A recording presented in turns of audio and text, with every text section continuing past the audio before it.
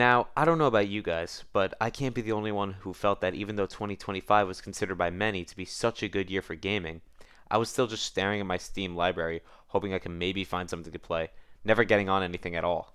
In fact, this year was so bad for me that me and my friends started calling this year a Great Gaming Depression. Now, I know that's objectively false. We all do. But nothing that came out this year really hooked me. I figured maybe I was just finally growing out of games, like all those adults in my life said I eventually would. I would go weeks without touching my PC, then those weeks turned into a month, then that month into multiple, and I realized I was barely touching my PC at all. I figured nothing was going to come out this year and shifted my focus towards next year. Well, oh my gosh, could I not have been more wrong? Mohrta, developed by Scumhead and, Ocial. yeah, him, released on October 14th, 2025 to okay results.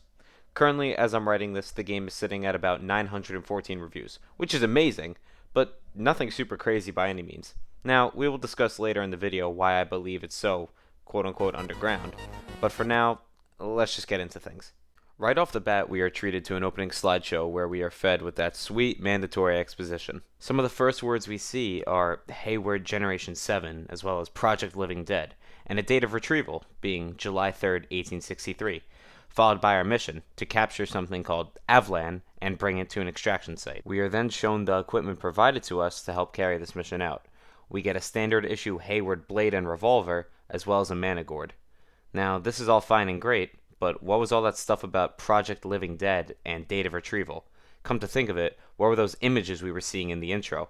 All valid questions, but none we have concrete answers to yet. We are now in Kosanada, the last place Avlan was spotted, and serves as our tutorial area.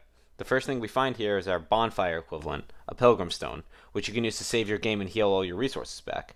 A funny thing about the pilgrim stones is that healing at them does not reset an area like it does in Dark Souls. So if you're really struggling with a section, you could just kill enemies till you're about to die, then go and restock at the stone, and continue on, keeping all of your progress.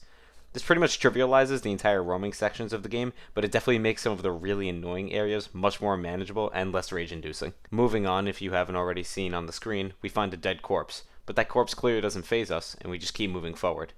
After some more killing, we make it to the main town square, where we can find someone still breathing. Listening to them, we learn that the bandits came through and destroyed the village looking for dynamite because they were hungry. It's a very interesting choice of words. Following that, we hear this dying guard tell us that they all believe they were safe from what is called the Strange. Now, the Strange is something that plays a key role in this entire game, but for now, we are clueless, so it doesn't mean anything to us. The guard leaves us with one message, and that is to kill all the bandits before he unfortunately succumbs to his wounds and passes away. Now, right as we are about to start fulfilling his request, we walk past a corpse holding a doll, and out of nowhere, the doll springs to life and asks to come with us. Now, weirdly enough, our character sees no issue with this, and welcomes the doll aboard for the rest of the game, and this doll will ride on our shoulder, and it's very cute. The doll functions as this game's primary healing mechanic. She is your Estus Flask. She will heal you to full with a very cute doll squeeze animation, and the amount of uses you get of her is dependent on the amount of doll eyes you can find, which, if you haven't guessed already, are this game's Estus shards. Following that, we push through the level, absolutely brutalizing any bandits we see until we make it to their leader, Igoro, our first real boss. Now it's time to talk bosses. I can't say that this game is that hard. Some bosses will get you, but their movesets are pretty minimalistic, usually having about 4 moves max. I can't see anything taking more than 5 attempts for most of you.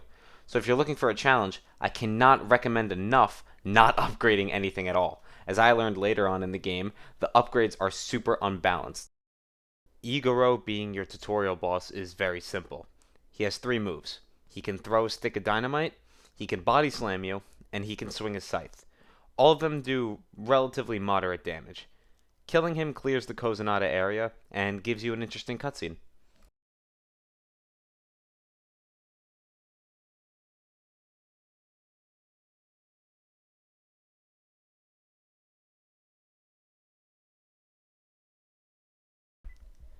Now, I don't know what the hell that was, but welcome to the Metronexus, aka Firelink Shrine, a bazaar bustling with life where you can find everything you need to become as strong as you want.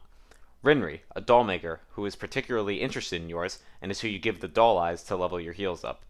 Rinri can be described as kind and compassionate, as you can find another person here who is holding a doll, and by further inspection tells us Rinri actually gave him that doll because he was sad.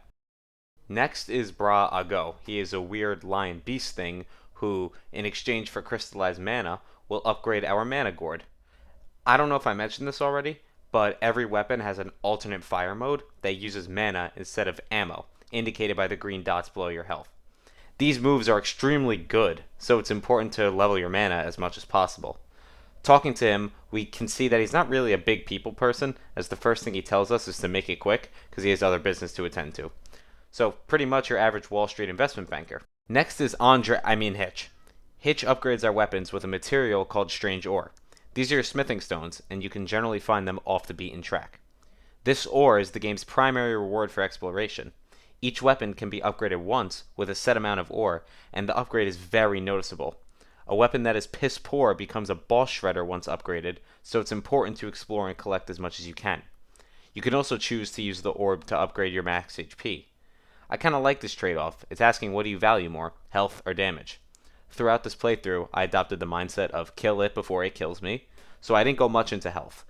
But just like the weapon upgrades, the health ones are very significant as well. So if you're struggling, these can definitely make the game easier.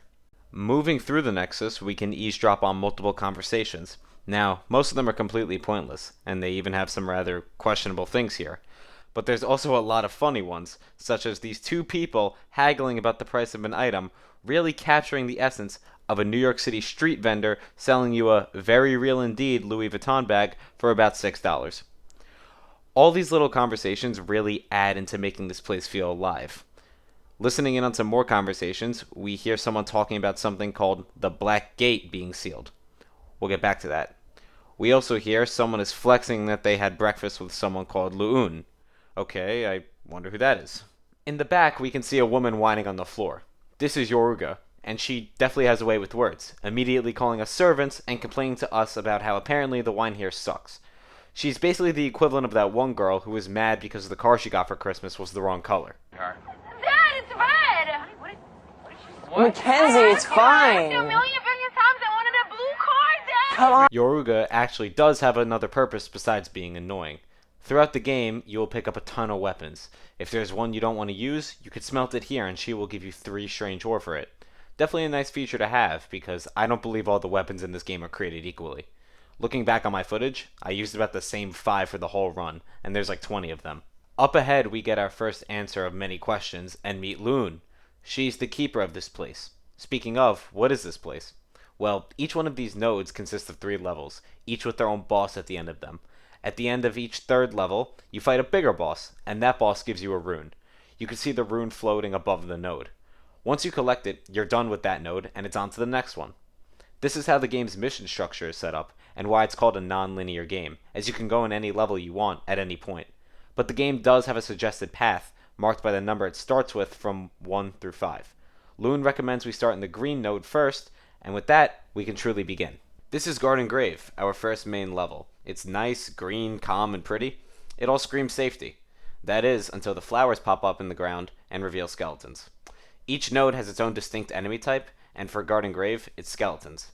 Progressing through the level, we can find an NPC named Rook.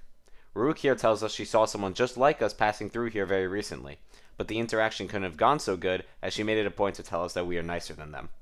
She tells us she's on a mission to find the old hero's tomb and ask for directions. But unfortunately, we were too busy mewing to answer. But in all seriousness, our character doesn't speak. Now whether they choose not to, or they physically can't, that's up to you. Rook goes on to tell us that this place was built by an ancient society with less advanced technology than us. But I guess the society's leader must have watched Vinland Saga Season 2, because this civilization took up an oath to never fight again. Following this oath, they decided to build this place to lay the last of their war heroes to rest, their reanimated skeletons being the enemies we fight throughout this level. She then asks if we are like her, something called a golem. Once again, this has no significance now, but keep the word in the back of your head. Following that conversation, there's not much left to talk about in this level. We progress through the level as normal until we eventually find the one that Rook was telling us about.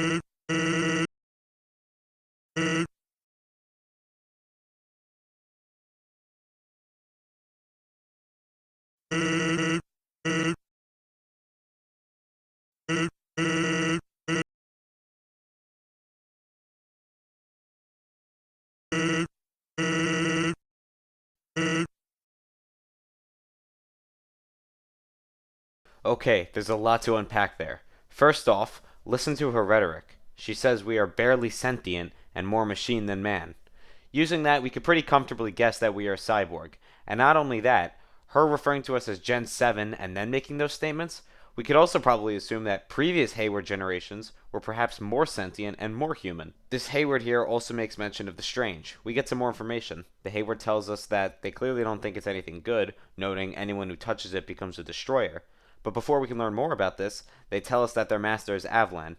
So, there's no more talking, it's just time to fight. This is Yuli, and she's the first boss that might give you a little bit of trouble. She wields a trench shotgun that when she uses it can shred your health bar. She's also small, making her very agile, so it's important to watch out for that, as she can literally just whip out the shotgun like a pistol and blast your health bar to nothing. However, she's still pretty easy being this early on in the game, so I don't think any of you will have that many problems. Yuli presumably falls dead into the water, and that's that. Leaving the arena, we could pick up her shotgun. This gun's damage can carry you through the game, but its ammo leaves a bit to be desired. Also, pretty much all bosses in this game are 10 times harder at close range than far range, making the shotgun less than ideal for that. But its damage alone lands at a spot in A tier.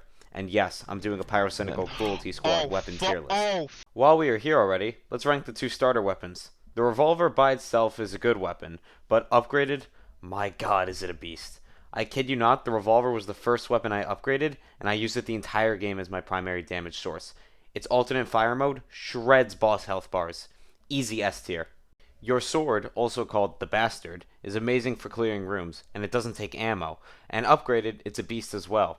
That being said, the bosses in this game are super hard when you are at close range, so it requires more skill expression than most weapons. You really gotta know the boss's patterns to be able to use this thing effectively. If you can, it's an easy S tier. But for me, I used it more for ad clear, so I'm gonna go B tier.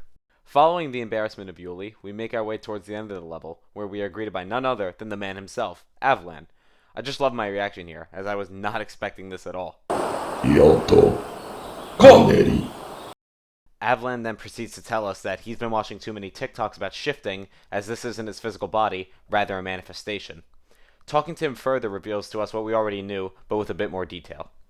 Avlan refers to us again as Gen 7 Hayward, but adding on a corpse sealed within an iron shell. I don't know about you guys, but I was under the impression we were a cyborg. That means living and non-living. But if we are a corpse, that means the body's dead. So what even are we? But more importantly, what the hell happened to the body inside of us? Avlan expresses his disgust for what they did to us, they being Hayward. He then goes on about how the strange grew beyond what he had expected, and that this wasn't what he had in mind. Once again, another person talking about the strange, and the way he phrases it, asking us if we came from that town, referring to Kosanada, and him saying it's not what he had in mind. This leads me to believe that the strange played a role in the massacre that happened there. Literally, the next line confirms this. Avlan reveals the cosmic fissure, which looking back was the thing we walked through to get to the Metronexus, was supposed to only let us in and not the bandits. He expresses remorse for that, but then drops a very interesting line. However, you have made it. You have witnessed strands of the strange, how they entwine the phantasm and the plane into the metaphysical. For those of you who don't know, metaphysical just means reality. So whatever the strange thing is, it can entwine different things into our reality. Perhaps those bandits aren't even from our reality. I mean, the guards looked human, but those bandits were definitely monsters. Moving on, Avlan lays out his ideals for us. He wants to control the reality-altering abilities of the strange for our own benefit. That idea, however, Avlan reveals the higher-ups at Hayward did not like.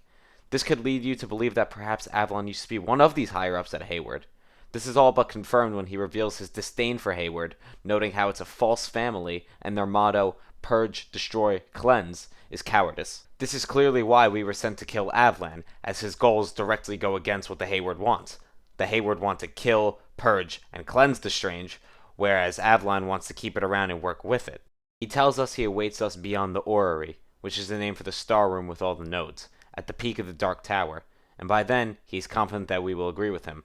He tells us to be safe, and just like that, he disappears, concluding our first of many levels. Our next level is Ancient Mausoleum. This is where the old society buried their most decorated soldiers, the less notable ones being outside and who we fought previously.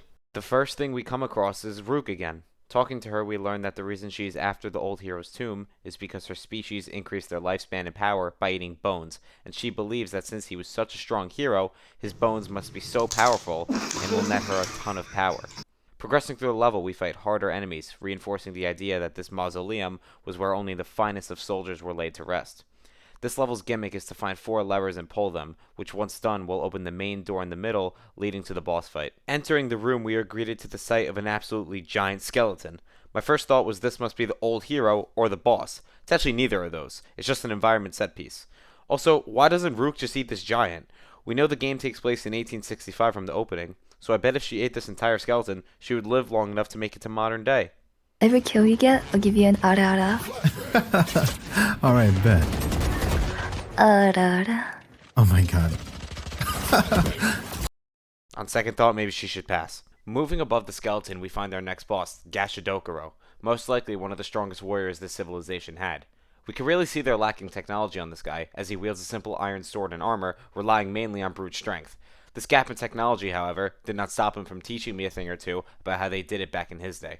However, his moveset is simple, and in a few tries he goes down no issue. Killing him grants us the Bone Needler, a short magazine high fire rate pistol that's alternate fire shoots needles that bounce off surfaces to hit targets multiple times. It does piss poor damage, and takes up your green colored ammo, which has 2 great alternatives that we will uncover later, so for those reasons, F tier. Jumping through the Fear and Hunger ship pit in front of us, we reach our next level, the Hive. The Hive is the center of the garden realm, clearly with the most fertile land, as the plants here are ginormous. Now whatever points you can give it for scenery, it loses for enemies. These flying enemies were some of the most annoying things I fought in the entire game. Progressing further into the Hive, we make it into Terraria's glowing mushroom biome. Maybe here we could fight Crabulon. In there, we find a key which we can then bring back to the start to open up a gate to really let us into the Hive. This Hive works as a simple maze. You can really just run past everything, which is exactly what I did. Making it far enough into the Hive, you can find Rook again, who seems to have completed her quest of finding the old hero's tomb. She expresses her gratitude for us for clearing the way and gives us a doll eye for our troubles, before finally parting ways with us. Every node has an NPC like this, where you get a nice little quest to do, starting from the first to the last level, and it just helps make the game feel more real, like we aren't the only people exploring these areas. Going further, we make it to the Queen's part of the Hive, and after breaking a few spores, we finally make it to her.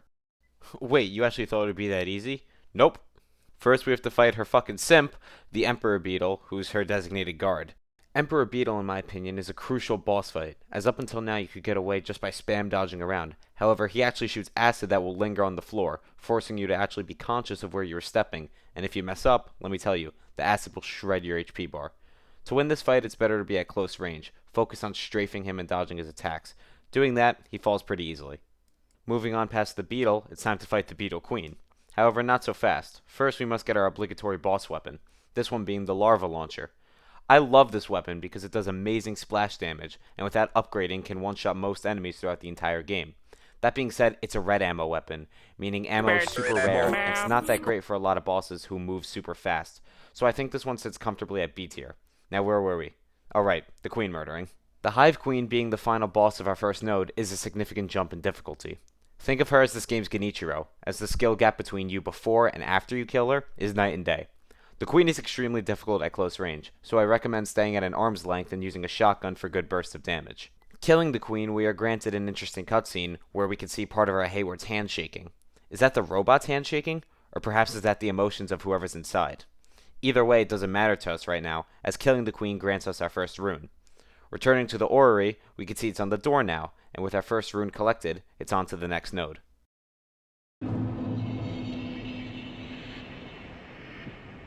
The Molten caverns are a far cry from the tranquil green we experienced before. Instead of a nice open garden, we get a claustrophobic hellscape, otherwise known as the nicest day in Birmingham. I've just woke up in a fucking steaming mood, yeah? Because I live in a Molten caverns. Moving through the level, we find the lava pit we have to cross. It looks almost impossible. However, there are these lava beetles you can ride, which give you safe passage.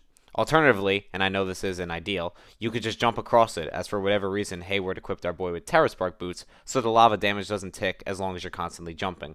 Moving into this new building, you can find a key. Putting that key into the one door there leads to our next boss, Molten Deity. If you already thought I barely spent any time talking about the bosses, this one's going to be even less. This fight is extremely easy. He really only has 2 attacks that can hurt you, that being a fire beam and a tri-shot fireball attack. Dodge those and the fight is yours. It's that simple. I wish I could say more, but there really isn't anything else to this fight. Killing him grants us the Molten Fist, a fun weapon for about 5 minutes, but I don't think I used it outside of this level more than 3 times. It's a worse version of the Bastard in every way. I just don't see the point of it. That being said, the alt fire is cool, and the damage is alright, so for those reasons, I'm gonna have to go D tier. Next up is Broom Factory, this level leaning more into the machine part than the hell part, as you can see all sorts of weird machinery around. That being said, I guess Anthrocon 2026 was hosted here, as your main enemy for this level are those weird furry soldiers with guns. Now don't let them fool you. They dish out some of the most insane DPS in the game. I was getting absolutely shredded by them. This is one of the few levels you can't just run through. Instead, you gotta kill things. This level's goal is to get the demon key to open up the boss room. However, on our way there, while running through an air vent, we could find this little guy, and talking to him, we learn his name is Saipo. Saipo is a robot whose first question to us is if we are the demons that reside here's enemy. Learning that we are, he declares himself our ally. Saipo tells us he is a failed experiment, that he still has memories after what the demons did to him, whatever that means. Saipo continues to speak, revealing that the demons here turned him into a machine, so it makes sense why he hates them so much. Saipo asks us to repair his functions, and after that he will assist us. He tasks us with finding both of his legs, shield, and his gun. Returning these to him, Saipo tells us that the demons built this place to harness the strange within the lava. That strange being what allowed for the construction of this place and the effects it had on the surrounding land, turning it into the hellscape we see. They were also able to use this strange to turn people into machines, which is what happened to dear old Saipo here. Because of this, Saipo justifiably wants to crash the fuck out, and he sees us as his way of doing so. He vows to assist us in destroying this place, and first tells us to kill someone called the Princess, who runs this whole operation, and just so happens to reside on this bottom floor. And once that is done, he will be able to help us climb this factory to destroy whatever's at the top. So if you haven't guessed, going through the main door leads to the Princess boss fight, and this one is extremely difficult. She is very fast, constantly evading attacks, and spawns in enemies who can easily two-shot you if you're not careful. In fact, this fight went so bad for me that I had to return to the Nexus and upgrade my revolver with strange ore. This should show you how busted the ore upgrades are. As my first attempt with the new and improved revolver, I packed her up harder than Indiana did to Alabama in this year's Rose Bowl. Her gift to us is the magma cannon. The best way I could describe it is the Executioner from Black Ops 2. It's a very versatile weapon and is great when upgraded. However, it takes blue ammo, and the revolver takes the same, but does everything else better. So for those reasons, I'm gonna have to go B tier. Finally, at the tower, we can now speak to Saipo, who's absolutely overjoyed that we killed the princess, telling us that he will meet us at the peak and we will end this together. Man, all my homies love Saipo. Climbing the tower feels like a roguelike, as you take the elevator floor by floor with increasing enemy difficulty till you reach the top. Except unlike a roguelike, you don't get any upgrades, and you barely get any ammo. However, there are multiple shortcuts you can take to get back to the bottom, and the fact that enemies don't reset on rest makes the difficulty before your first shortcut and after a night and day difference. Making it to the top, you find the boss. It's not the final boss, but it's more of a skill check before the final boss. The fight is very simple though, but it can be dangerous. None of his attacks are super hard to dodge, but the damage is insane, so it forces you to stay vigilant. Beating him rewards you with the rail bunker, which is my personal favorite red ammo weapon.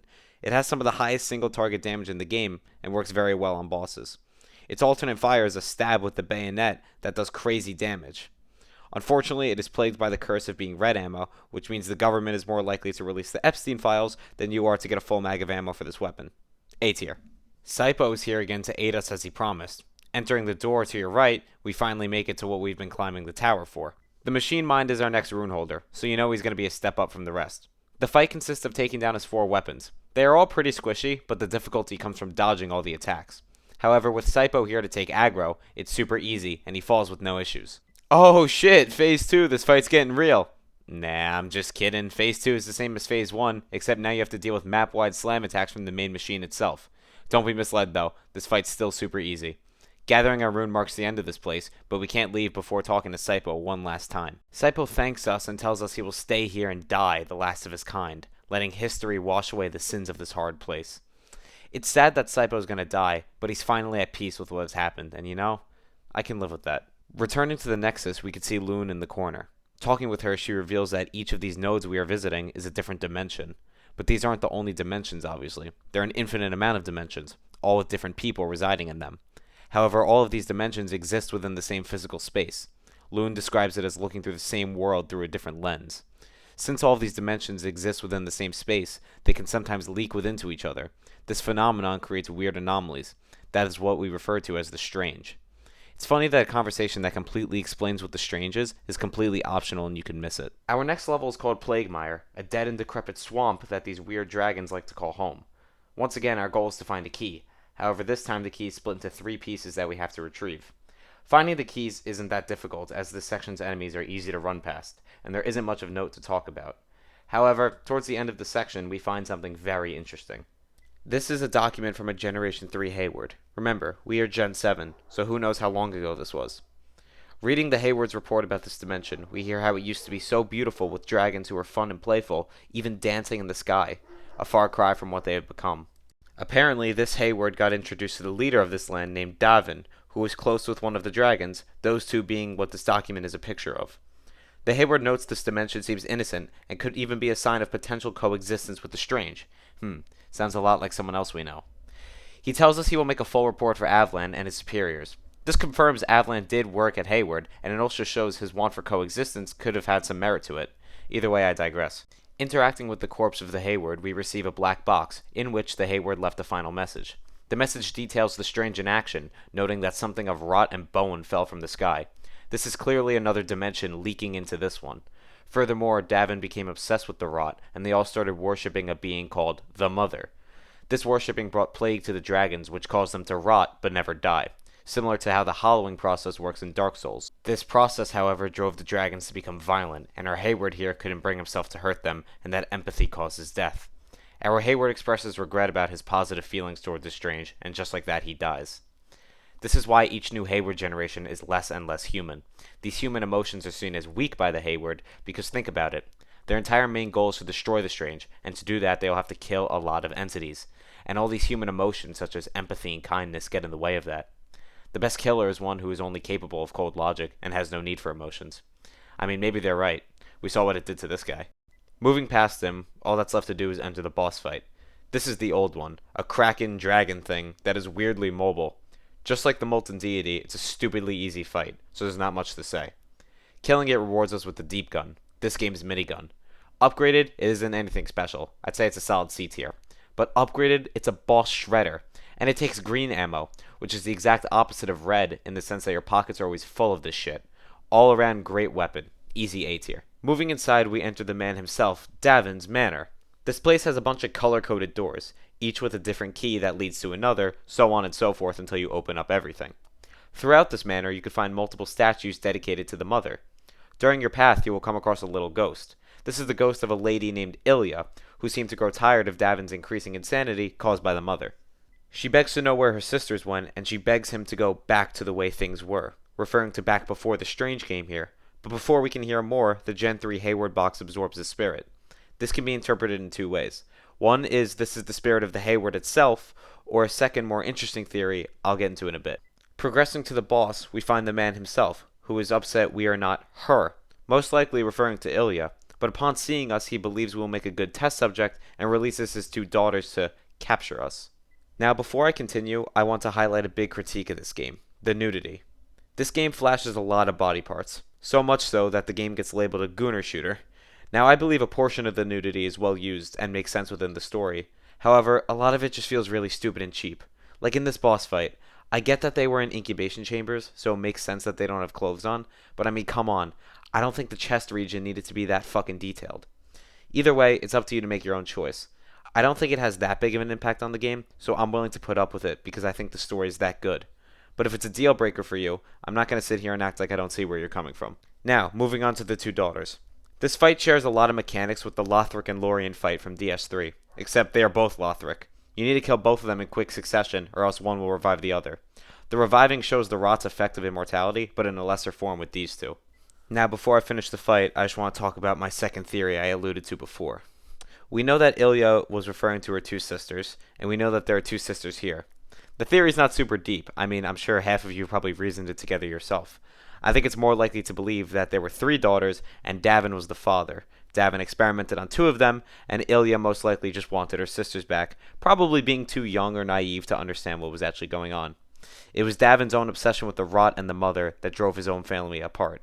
It's really depressing to think about, and none of this is even confirmed. It's just my own theory.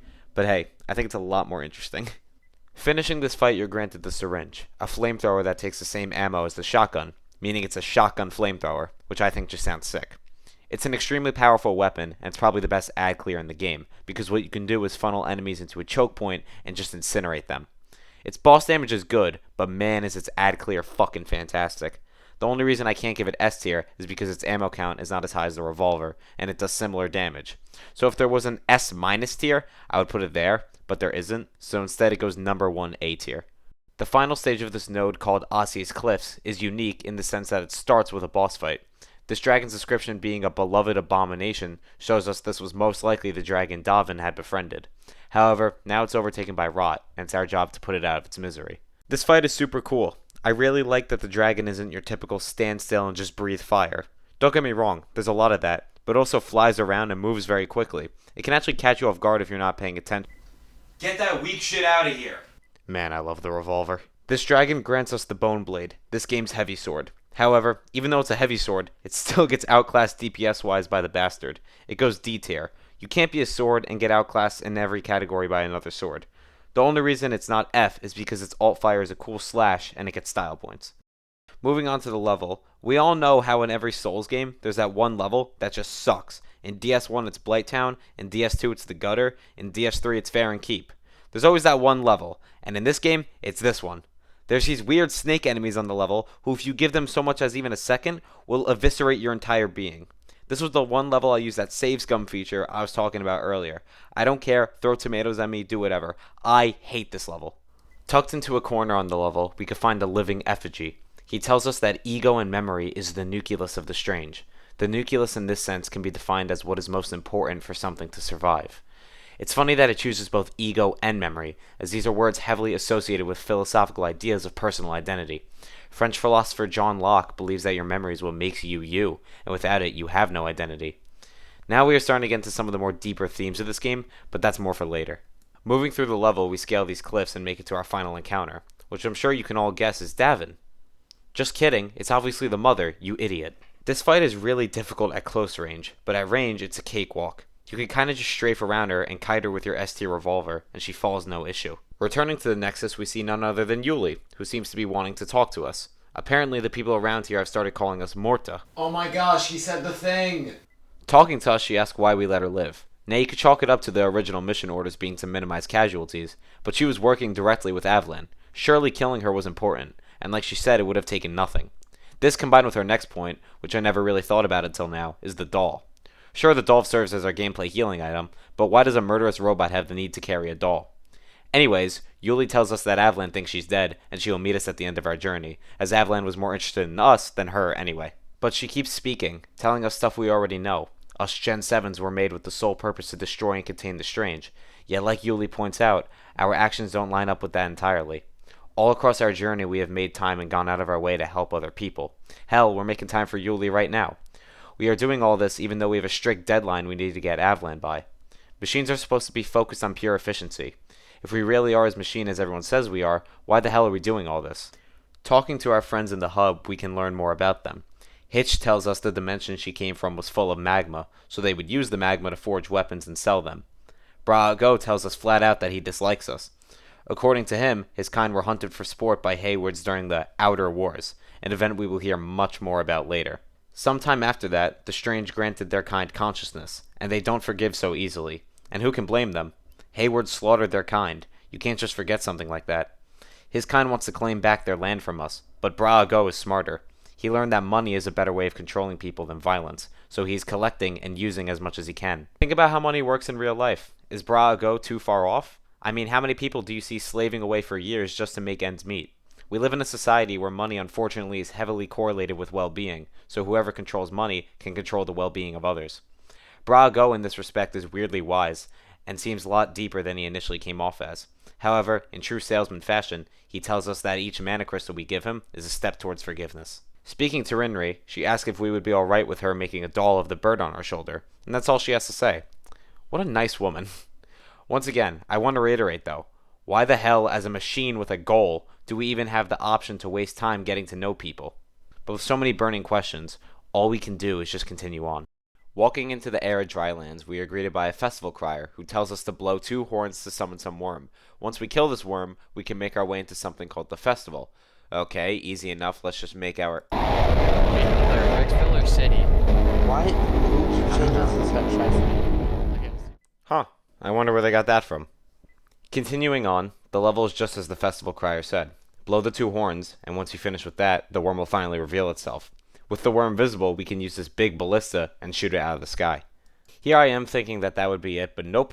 A second worm pops right out of the sand and throws itself onto us, initiating the next boss fight.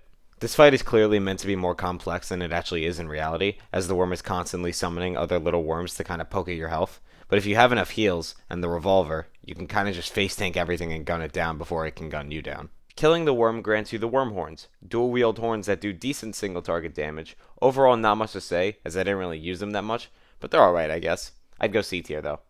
With the worms dead, we can now move into the festival. But before we can enter, we have to deal with Yoruga. Hooray. In the festival, Yoruga tasks us with getting her some wine, so that's exactly what we do. We go on to grab her some wine and bring it back to her, but shocker, someone can't handle their liquor and is on the floor. Reminds me of someone else I know. Anyways, in her drunken state, she asks us to go watch the play with her, so I guess we have to escort her. All is good watching the play until something absolutely horrible happens. Someone stole our doll. I will find whoever did this, and I will kill them. Looking at our Hayward, we can see he is visibly nervous once realizing he lost it, looking a lot like me when I feel my pockets and don't have my phone or my keys. Looking around for a bit reveals some jackass took it and is using it as a prize. Looking at our Hayward, we can see he's freaking out. He's about to rip the cage apart to get the doll.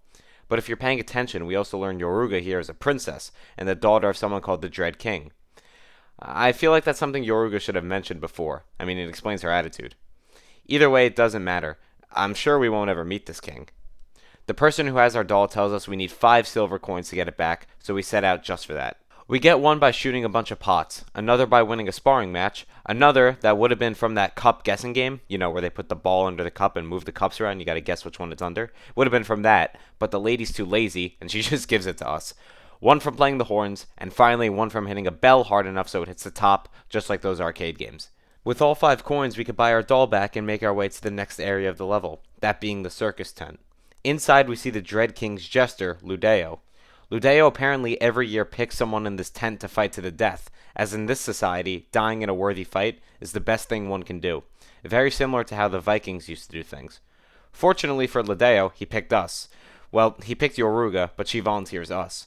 And administrating death to people happens to be our specialty. Hopping in with Ludeo, he fights us by throwing tarot cards at us. Each of these tarot cards has a random effect. This fight is good at mid-range, but you gotta focus, as his attack rate is very fast, constantly throwing moves out. Besting him makes him very happy, and he tells us to seek out the Dread King, aka Yoruga's daddy, and kill him. Ludeo gives us his tarot cards as the weapon. Now, this weapon can be seen as either the best or the worst in the game, as it's all RNG based. The normal fire is just throwing cards at people and it does okay damage, but the alt fire deals a tarot card from the deck. I could sit here for 5 minutes talking about every card and its effects it has, but just know if you're lucky, you can do the highest damage in the game, but if you're unlucky, you could be killed in one shot. So depending on your luck, it could be S tier, but I prefer consistent damage, so I'm gonna go B tier. With Ludeo dead, it becomes a free-for-all. Everyone starts killing each other, but we gotta make it to the Dread King. We cut our way through the festival, killing anyone who opposes us until we make it to the next level. The old battlefield really shows us how much these people love combat. This place is like their own real Valhalla on Earth, except you don't come back when you die. Running our way through the level, we activate a siege horn to the castle, opening the gates, allowing us in, greeting us with our next boss. This is probably the most grotesque boss in the game, the Heads of Torment, reanimating dead corpses through carousel movement. The fight, unfortunately, is super easy, as at this stage we have a plethora of high damage items. I'd be very surprised if you don't first try it. The weapon we get is the Torment Heads, and my gosh are these things shit. They do high damage, but they are hard to hit, and not to mention they take red ammo. Do I need to say more? F tier. Inside the castle, blowing the final horn opens the gate to our next rune holder, and this one is my personal favorite. The Dread King, just like the people he leads, is looking to die in a good fight, and sees us as a worthy challenge. We learn his name is Milos, and before you know it, he's already charging at us. Now the first phase is super easy and there's not much to say. But in the second phase, when he hops off his horse and he starts using his own blood to empower his attacks on some Lady Maria shit, I'm not gonna lie, a sweat drop might have ran down my forehead. In this phase, he's just unrelenting, constantly attacking, doing super high damage. It's really just a race to see who can kill the other quicker. The fight ends and Milos is laughing and patting us on the back. Hell, he even offers his daughter to us in marriage, which if you remember is Yoruga. Now, why didn't Milos die if that's what he wants? Well, he knows we have no interest in ruling, so a death to us would be pointless. Instead, he admits defeat and gives us his nation's greatest treasure, that being their rune. I think this is the best outcome possible. We didn't have to kill him, and we got what we wanted. Talking to him after the fight, Milos gets a look at our blood-stained armor and starts trying to rizz us up. Like, what do you mean by it makes us look so handsome? After that interaction, Milos relays a message to us from who he describes as a man he trusts with his life. Beyond the Black Gate and within a darkened spire, bring with you the memories of your journey, good and bad. Tally them, digest them, and give me your answer. I'll save you the suspense. It's from Avlan. But there's that mention of memories again. I'm thinking Avlan believes that there's something different about us, and it has to do with our memories. Whatever that means, but we will explore that very soon. Speaking to Yoruga, she tells us that she's going to settle back down in the Metronexus because the weather here sucks. And with that, we can bid Arrakis, the arid drylands, farewell. Talking to Yoruga in the Nexus, she laments about all of her father's pampering, telling us that she's 300 years old and is not a child anymore. But she expresses gratitude for us, and even tells us it's a shame we didn't take over as king. But she understands we have more pressing matters to attend to, and offers her full support via the use of her weapon smelting. This concludes Yoruga's story, and I really like the ending, as it shows how your actions can really shift people's perspective of you. In the beginning, it's not hard to see that she didn't respect us, being extremely annoying, but as she witnessed our path and saw the things we could do, she began to change her tune. This is of no fault to her, of course. In all honesty, that's how it works in the real world. Of course, Yoruga is an exaggeration of how people will actually act, but people won't really respect you until you give them a reason to. Now, maybe I'm reading far into it, but that's what I got from this story, and I think it was a really fun one. And with that, all that's left is one more node. This is Frozen Field, a land of ice and weird high-tech gadgets. Moving through the level, we find these weird vixen-looking things. These are definitely the worst mob in the game. They could shoot a spider web and slow you down, and then bash you in with their head 100 times, killing you instantly. Dodging past them, you can find a witch named Nadia. Nadia tells us that the news of our hunt of Avlan has spread, with her hearing about it from other people's murmurs. Nadia believes Avlan was somehow connected to the events that happened here today. Well, now I'm curious what happened. But before we can figure that out, Nadia tells us that the place we seek is the tower, and gives us a warning that it's dangerous. So off to the tower we are. Crossing this frozen lake, we are met with a cute seal. That is, until some weird flesh amalgamation pops out of its head, and we can tell that this is our next boss. This is the Pike Shrike. Once again, he's extremely difficult at close range, with the majority of his moves being wide sweeping slams and dives, but me and my trusty revolver make quick work of him from a nice safe distance. I'm really considering trying a sword-only playthrough, as I think it'll really make me learn the boss's movesets and actually dodge them with more consistency. Killing him grants us the Shrike Lance. The Shrike Lance, just like the Bone Sword, kinda gets outclassed by the Bastard in every single category, except the Shrike Lance has attack speed on its side. And its attack speed is so good that it's better than the Bone Sword, so I'm gonna have to put it in C tier. Our next section is Verlass Rise. This is the base of the tower. Throughout it, we get all sorts of glimpses of the crazy high tech that they have here. Moving through, we can find this elevator that has a secret exit. Going in, we find none other than Nadia. Nadia here tells us that she couldn't find any info on Avlan, and that we should remember what we saw here. I still don't understand what she meant by this. I tried to find something, but I just couldn't. I have my own theories, however. Progressing further, this is where my theory comes into play. It seems that this place was harvesting this creature and making some form of power out of it for some sort of ritual. As for that, I have zero clue what it was. However, it brings us to this room, where it then seems to reanimate the corpse of this spider golem, this now being our next boss. Its attacks are jump slams that summon a bunch of these blue explosion meteor looking things. These attacks are actually what the best tarot card can summon, and they do a lot of damage. You gotta dodge at least 100 of them for this fight. The good thing is though, the timing is straightforward, but make sure you memorize that timing, as you will need it for a much harder boss coming soon. Killing it drops the Astral Tome. And I'm so sorry for anyone watching this video. I want to give you a legitimate rating, but if you've been looking, I have a tier called Didn't Use, and pretty much all the future weapons from here on out fall into this category. As by this point, I already had like 6 weapons maxed out, and I had no need for them. I'm sorry, but this goes in Didn't Use tier. Moving through to the final level of this node, being called Verlass College, our goal is to find a medallion, and it's split into 3 pieces, so it's another key fetch. Progressing through the level, we find Nadia, who tells us she lied to us. Apparently, Avlan was never here. The only reason she came here was to get this specific crystal egg that somehow relates to some terrible accident that happened between her and her sister Noelle. We don't get the details, but whatever happened, we learned it caused her sister to end up in that egg somehow. Before we leave, Nadia tells us that she's been looking around at the data collected at this college, and she was actually able to decipher something, except there was only one phrase. That phrase being, all becomes one. Yeah, that's not cryptic or creepy at all. Moving on from Nadia, we get the medallion and open the door to the boss. This is the Attendance, and for the final node's final boss, he's pretty underwhelming. Staying far away negates all damage. I think I borderline no-hit it. Trash fight.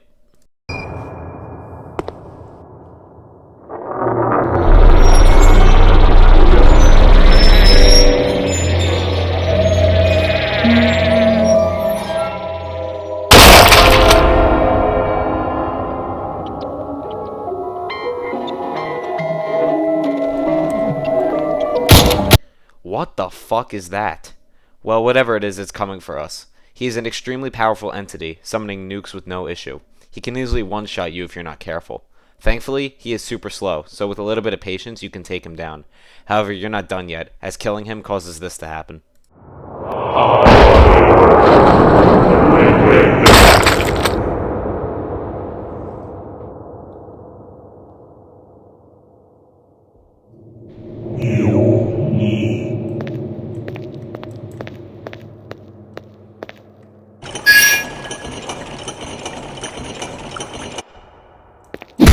Before we get into that, killing the attendants gives us the Eldritch Chimes. Once again, I never used them, so never used here. Heading through that portal marks the final stage of the game, and it's when we start getting a lot of our answers. With nothing left to do, let's go through the portal. We are back at the orrery? Well, where's our rune? I was genuinely confused, but I also noticed Loon was nowhere to be found. In fact, leaving the orrery into the hub, nobody is here. And wait, what the hell is that?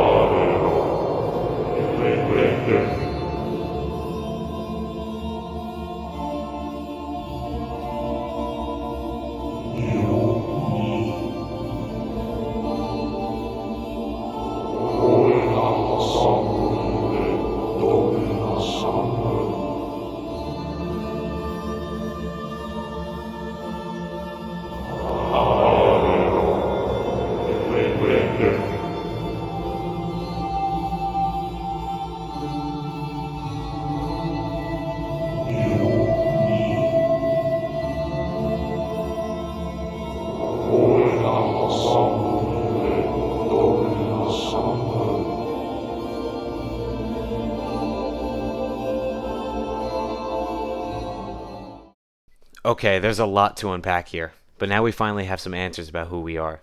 We once were human, just normal, with 2 loving parents and all, but one day, for an unknown reason, our parents were killed. Following this, the Hayward body saw us and sent an older Hayward generation to come and care for us and train us in the art of combat. Whether the Hayward actually orchestrated the death of our parents is up to you. Because remember, they did say in the beginning we were a prime candidate for something called Divine Sentry. Perhaps they knew this and set it up so we would become a Hayward. But regardless, following being raised by the Hayward, we became a soldier and died someday on the battlefield. I believe the inclusion of the axe and shield is to show that we were part of that old society Rook talked about all that time ago. Sword and shields in combat do mark old technology, and considering we died there and immediately became a Hayward with all this advanced tech, whoever supplied us with weapons when we were human was clearly technologically lacking compared to the Hayward. So I really do think this makes the case that we were in that old civilization who hung up their weapons. As stated before, after death we became a Hayward, and once we became a Hayward we were assigned the mission to kill Avlan and get all these runes. However, for some reason our human mind was still alive, and it was at odds with its machine counterpart. As this entity states, buried beneath the machine, a heart festers and cries out. It cries out that it's human and not machine. It's not the hand of some bigger corporation. It has its own will. The heart cries this out, yet then the machine takes back over. As the entity frames it, your duty possesses you, and we continue collecting runes to recover Avlan. The entity speaking to us senses anger coming from us, questions if this is an emotion coming from a coffin. That phrasing is interesting, as we are technically just a walking coffin, so how the hell are we even capable of emotions? The entity shows us our true form. I'm sure you've probably figured this out already, but we're just an amalgamated body, and he poses a great question. Can this truly be alive? He presses further, asking about the doll and the bird. Are they really just tools? He doesn't seem to think so. He tells us that if he gives us the rune, it'll upset the balance of things, so in order to get the rune, we have to give something of equal value in exchange. We can either give our ability to heal, dodge, use mana abilities, or a fourth option that'll be revealed later. It's up to you to make your choice. This will affect your final fight heavily. To me, I rely heavily on alt fire, so mana was out of the question. I also rely heavily on healing, so that was out of the question. And I also spam dodge, so that was out of the question. Therefore for me, the only one that made sense was the unknown one. We get teleported back to Verlass College, and Nadia is actually here now. Speaking with her, we learn a sad truth. We learn that the egg hatched, and apparently when it hatched, Noelle died. Following this, we can find Nadia in the Nexus, where she finally tells us what happened between her and Noelle. The rundown is that Nadia has magical powers, and it caused the people of her town to ostracize her. This made her desperate to prove to her parents that she wasn't a mistake, so one day when a mysterious person gave her a staff allowing her to control her magic, she was eager to show her parents. Well, it all went wrong. The staff activated, killing her parents immediately, and encasing her sister Noelle, who was 9 at the time, in that egg. That is why she lied to us to get it, and honestly, I don't blame her. She was desperate to get her sister back. The egg was actually able to talk to her, and it demanded half of her lifespan to hatch it, a price she was more than willing to pay if it meant getting her sister back. But when she hatched it, her sister was already dead. She had been dead since the minute she was sealed in the egg. Nadia knew that deep down. She knew it was going to happen. But she hung on to the tiny sliver of hope, and now she asks us to visit Noelle's grave with her. Speaking to Nadia, she tells us that we are both cursed, and that Mohrta over here has the potential to stop something like this from happening again. She says we have the potential to be able to control the strange and shape how it interacts with reality. However, this curse we apparently have will kill us before then. So with nothing left to live for, Nadia sacrifices her entire being to remove the curse. Following this, Nadia obviously dies, and the entity that we were cursed with is upset that its curse couldn't take effect on us. Talking to our cast of characters one last time, we could see our effect on them. Renri bids us farewell and tells us to keep the doll safe. Hitch admits that she misjudged us at first, finding us annoying as we never spoke and we were very demanding with all these weapons. But she grew to like us, and tells us to keep our chin up and be careful. Bra-Ago admits that maybe we aren't so bad, and our actions may signal change. Maybe he doesn't need to be so afraid. But before he admits any sentimental feelings, he tells us to leave. That wraps up those three fully, and I like how without saying a word, just our actions alone had such a big impact on these three. They really grew to like us over this playthrough. Now you tell me, could Machine really have this level of impact on someone? Me personally? I don't think so. But let's not forget why we are here. With all the runes in hand, there's only one thing left to do. Entering the Black Gate, we see Yuli, who believes she finally understands us. She tells us our original purpose was to kill, but we took that purpose and carved a new one, and we are now something entirely different. She tells us we have to make a choice, to either join Avlan and let the strange grow, or what? Well, that's our choice to make when we are there. Avlan's at the top of the tower, so all that's left to do is ascend. Ascending the Dark Tower has us fighting enemies from every previous section together. I took this as a victory lap, absolutely destroying enemies that gave me so much issues in the past with my maxed out gear. But as we ascend the tower, we start strictly fighting other Haywards. They aren't that hard to kill, but perhaps these Haywards are the ones that Avlan took with him when he left the company. Or maybe we aren't the first to seek him out, and the others he has convinced to join him. Either way, they are an obstacle, and they need to be removed. Reaching the peak, we are met with our fated encounter. Now, if we never talk to Nadia, the curse would activate here and kill us both, and the strange consumes everything, leading to the worst ending of the game, in my personal opinion. Thankfully, we did though, so the curse can't take root, and we can fight for what we actually believe. The Avlan fight is the hardest in the game. Each little attack does half your health bar, and he spams them. This fight demands you to be close for real damage, yet pushes you away with the attacks. You really need to use your entire kit to beat him here, and I love it. Toughing out this monster of a fight leads you to the end of the game, where many things can happen, but I don't think the majority of them are too important to speak on, so I'm going to just speak on what's going to happen to us. If you did all of the NPC questlines like we did in this playthrough, and chose the yellow option from the entity and cure it with Nadia, this is what will happen.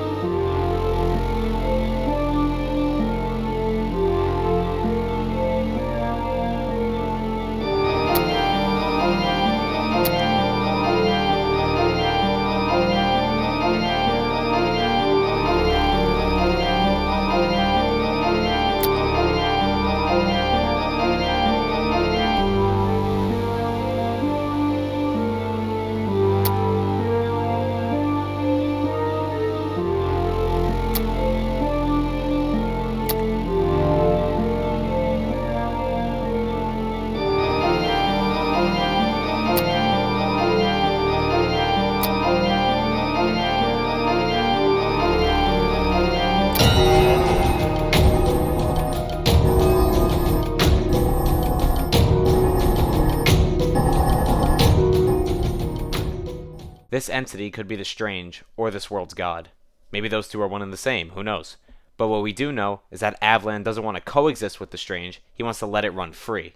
We, on the other hand, we were gifted our memories by the Strange. Remember the effigy talking of memories? Well, we were shown our past, and we were shown who we are now. If you look into Locke's theory of personal identity, he believes that memory is what's needed for one to consider themselves a real person. When the entity asks how our character could even be alive, our answer to that should be, well, he can be alive because he has his memories. He is a person, and he has his own will that he can follow. Following that interaction with the Strange in the Nexus, the machine part that had a hold over us was gone. We took back control and we discovered who we were. Our entire journey, sure, it's been about finding the runes, but beneath the surface has been the burning question of who in the hell are we? We never had an answer, but now we do. We took our old memories of being human and our new ones of being machine, and smashed them together to create an identity for ourselves, which the world names Mohrta. And now Mohrta, with his own will, not anyone else guiding him, decided that taking down Avlan was the best thing to do. And this battlefield is literally the perfect place to do it. The entity here literally plucks the souls out of our body and has them fight. This battle is quite literally a clash of wills, just like Conqueror's hockey in One Piece. Avlan, a man who sees no other outcome than to let the Strange run free because he doesn't understand it. You could call this kindness, but the Strange unchecked does nothing good. And on the opposite spectrum, you have Mohrta, a man who is willing to fight for what he loves, and what he loves is the world he has built for himself. The Outer Wars are where it all began for Mohrta, and by extension all of this, so I believe it's a fitting place. The battle to decide the end of it all takes place where it all began. Welcome to the secret final boss of the game, Deus Avlan. This fight is not mechanically challenging at all. You have infinite heals and ammo. You can't really die in this fight, but you do need to be careful, as he can launch some attacks that just one-shot you if you're not careful. I believe this fight's lack of difficulty is to show just how strong our will is. No matter what damage Mohrta takes, he can brush it off, because for the first time since his original death, his mind is not clouded by that machine.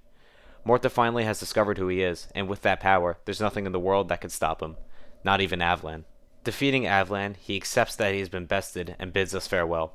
Unfortunately not coming with us, choosing rather to die there. I think that wraps up Avlan's story pretty well, as whether you liked him or not, he stuck to his ideals to the very end, and there's something admirable in that. Following that, the Hayward come to bring us back to base. However, now knowing who we are, we have no desire to return. Thankfully, the Hayward allowed this, and even stopped referring to us as Gen 7 and started calling us Mohrta, really signifying that we have found our identity. Rather than returning, we instead become the warden of this zone, watching over the strange in this area and guiding it to create a land of peace for all our friends, allowing everyone we have met to live here in Kosanada and get their happy endings, safe from the strange because they know that Mohrta will protect them.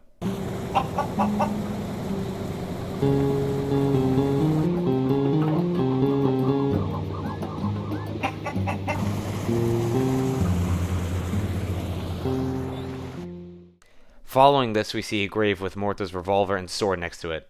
At first, I believe this was his grave, and while it still can be, I believe that this is here to symbolize that just like the people of the old civilization, the one I believe Mohrta hails from, he hung up his weapons and lived out the rest of his days in peace, in both body and spirit. If you're still here, thank you so much for listening to me yap about some random game. I could have been completely off, but I truly believe that this game is a story about the importance of truly discovering and staying true to yourself. The machine that was at odds with Mohrta's will could be seen as a metaphor for people changing themselves to fit into society's standards. If that's the case, then this game wants you to push against that. Instead, it would rather have you be you for you and follow your own heart. Don't let anyone else tell you what you can and can't do and who you are. Find your own identity in a world that's constantly trying to define one for you. And that, ladies and gentlemen, is my interpretation of the message Mohrta is trying to give. And with that, thank you for watching. Hi guys, so one more thing. This is me about 2 weeks later. I got this video from my friend who made the thumbnail for me, and I saw it, and I saw the thumbnail, the finished product, and it was honestly so good, I figured I'd include this. So, she's amazing for doing this for me. If you want to find her on any social medias, her name is Rory_Pops. That is RORY_POPS. Go support her, go follow her if you like the video, show her some love. This was amazing for me, and I appreciate her so much. So thank you, Rory, for making this for me. And here's the thumbnail if you guys want to, or not thumbnail. Here's the recording if you want to watch it.